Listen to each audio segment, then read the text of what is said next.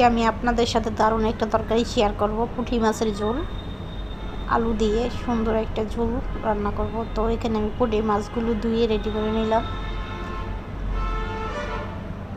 ভালো করে লবণ দিয়ে ধুয়ে নিয়েছি, আবারও ধুয়ে নেব একটু গরম পানি দিয়ে। তো এখন একটু আমি গরম পানি দিয়ে দেব, দিয়ে হালকা একটু ধুয়ে নেব। গরম পানি দিয়ে ধুয়ে নিলে ভালো হয়, গ্রানটা আসে না।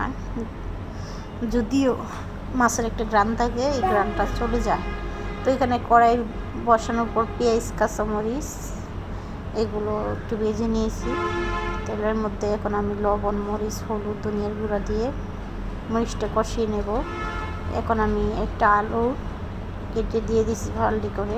তো আলুটা কষানো শেষ হয়ে গিয়েছে, এখন আমি মাছগুলো উপর দিয়ে দিচ্ছি।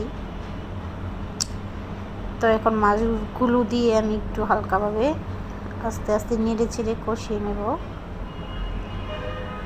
কষানোর পর দেখেন কত সুন্দর হয়েছে কালারটা।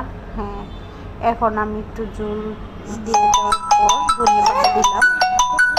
তো এখানে আমি দেখেন আপনাদেরকে দেখাচ্ছি, এই যে ভাত নিলাম, তরকারি নিলাম, তো কত সুন্দর হয়েছে। এখন আমি খাবো, আপনাদেরকে দেখিয়ে দিলাম। তো এরকমভাবে রান্না করলে দারুণ লাগে, আপনারাও বাসায় ট্রাই করবেন। সবাই ভালো থাকবেন, আল্লাহ হাফেজ।